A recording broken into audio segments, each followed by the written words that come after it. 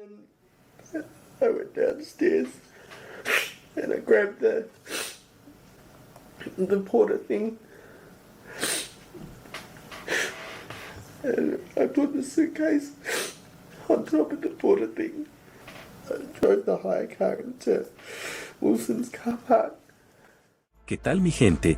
Espero que se encuentren bien. Antes de empezar quiero agradecerle a todos los que se han suscrito en las últimas semanas, nos ayudan de gran manera a seguir adelante. Para el día de hoy les traigo un asesino conocido como el asesino de Tinder.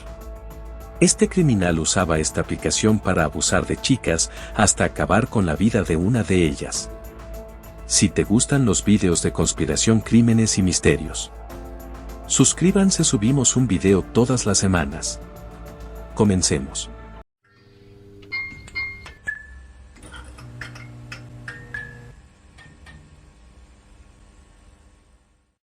Era el año 2018, una joven británica de 26 años, llamada Grace Millen acaba de terminar su carrera de publicidad en la universidad. Como toda persona joven, uno de sus sueños era viajar por el mundo, por lo que decide tomarse un año libre para recorrer el mundo como mochilera. Durante varias semanas recorre Suramérica, haciendo nuevos amigos durante su travesía. Su próxima parada sería Nueva Zelanda, donde esperaba pasar alrededor de 2 a 3 semanas recorriendo el país. El 20 de noviembre Grace llega a Nueva Zelanda, por los siguientes 10 días recorre el país. Al llegar a la capital, Auckland, Grace decide descargar la aplicación de citas, Tinder, para conocer gente nueva en la ciudad. Al poco tiempo conoció a un sujeto australiano llamado Jesse Kempson, comenzando su contacto por chat, hasta conocerse en persona.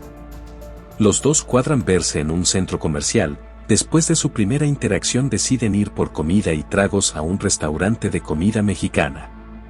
Para Grace todo iba marchando perfecto, sobre todo porque al día siguiente sería su cumpleaños y si la cita seguía marchando bien por lo menos tendría a alguien con quien pasar su cumpleaños. Luego de comer en el restaurante mexicano, deciden moverse a un bar cerca del departamento de Jesse. Cuando llegan al bar las cosas se ponen más íntimas.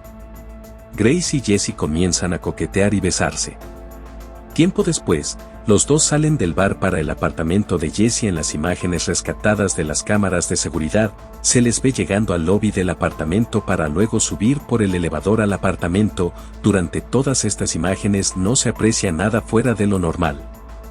Al día siguiente, desde las primeras horas del día, la familia y amigos de Grace intentaron contactarla por chat y llamadas para desearle feliz cumpleaños, pero nunca recibieron respuesta. A medida que pasaban las horas, la familia comienza a preocuparse. Durante todos sus viajes Grace nunca perdió contacto con su familia y era muy activa con sus redes sociales. Más extraño aún fue que Grace no estuviera pendiente del celular el día de su cumpleaños. Las horas fueron pasando y al segundo día de no tener noticias de Grace fue reportada como desaparecida por su familia. La policía comienza su investigación rastreando todos los movimientos de Grace desde que llegó al país. Los investigadores primero indagan dentro del hotel de Grace en busca de evidencia.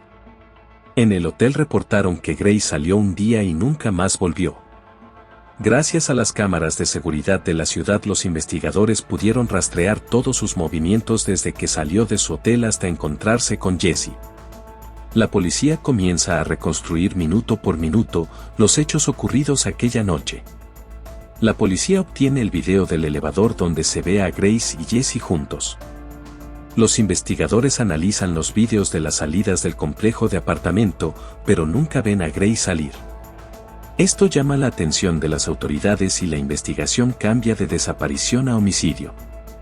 Jesse se convierte en el principal sospechoso del caso.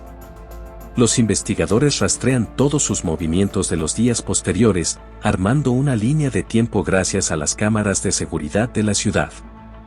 Jesse y Grace suben al elevador juntos la noche después de su cita. Al día siguiente se le ve salir solo a Jesse. El sospechoso se dirige a un centro comercial, donde compra una maleta bastante grande.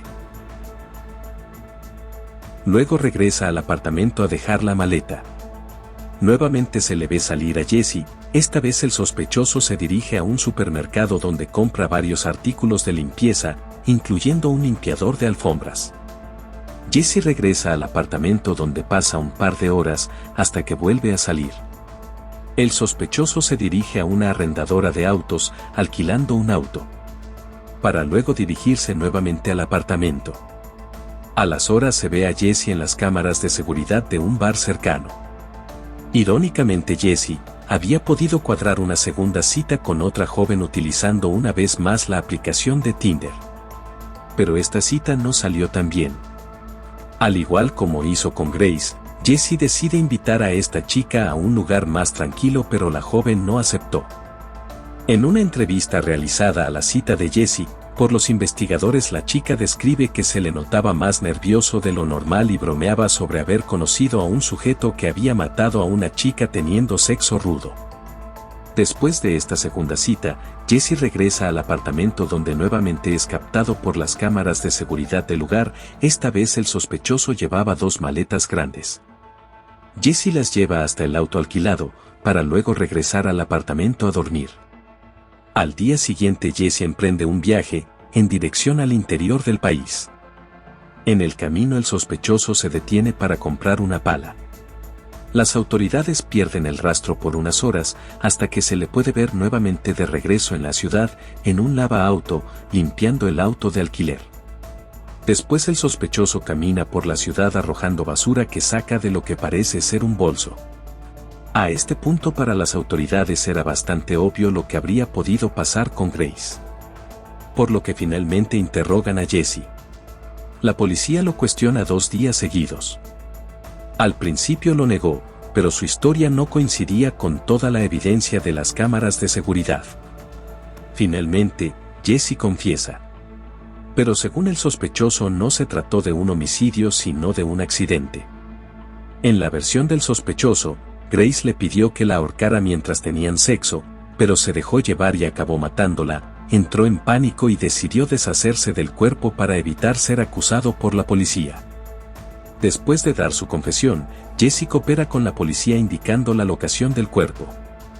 Cuenta cómo salió al día siguiente a comprar maletas, donde metió el cuerpo de Jessie en posición fetal, haciendo presión hasta que cupiera, para luego llevarla a un lugar alejado a unos 25 minutos de la ciudad para enterrarla. También les cuenta cómo fue botando las pertenencias de Grace en varios tinacos de basura por la ciudad. La policía analizó su celular, donde encontraron más evidencia. Jessie realizó varias búsquedas en internet durante la madrugada de la desaparición de Grace. Buscó la ubicación del lugar donde enterraría a Grace, arrendadoras de autos cerca de su apartamento y hasta visitó un sitio pornográfico. En la galería de su celular encontraron varias fotos del cadáver de Grace, colocado en diferentes poses. Durante el juicio, los familiares de Grace viajaron desde Inglaterra para presenciar el caso. La defensa del asesino se basó en un asesinato accidental, argumentando que todo se trataba de una noche de sexo que se salió de control. Esto era muy poco probable por el comportamiento del asesino en las horas posteriores al asesinato, donde en vez de contactar a la policía, hizo todo lo posible para ocultar los rastros del crimen y hasta tuvo una segunda cita, mientras Grace se encontraba muerta en su apartamento. Los investigadores pudieron rastrear a otras 3 chicas que, al igual que Grace, las había conocido por Tinder. Estas chicas testificaron en contra de Jessie, contándole al juez que el asesino mostraba una conducta a tener sexo rudo y tendencias al abuso. No fue solo el testimonio de los testigos que ayudó a sentenciar a este asesino. Jessie había sido acusado tan solo un mes antes por otros 9 casos, incluyendo violación, amenaza de muerte y asalto. Con toda la evidencia de las cámaras de seguridad, los testigos y antecedentes, Jesse Kempson fue sentenciado a cadena perpetua. Intentó apelar varias veces, pero no recibió ningún cambio en su condena. En este video hemos visto lo peligroso que puede ser estas aplicaciones para conocer nuevas personas. Se debe tener mucho cuidado cuando se tenga contacto con un extraño. Nunca se sabe quién puede ser la otra persona que estamos por conocer. Este asesino, aunque no es considerado un asesino en serie por el número de víctimas, en lo personal me parece que este era un asesino en serie en formación considerando su historial y cómo fue escalando su violencia, pero gracias a la rápida actuación de los familiares al poner la denuncia y al trabajo de las autoridades, no pudo seguir cometiendo sus crímenes. Creo que, de ser en otro país, el número de víctimas hubiera sido mayor. Si te gustan los videos de conspiraciones, crímenes y misterios, suscríbanse, subimos un video todas las semanas. Se me cuidan.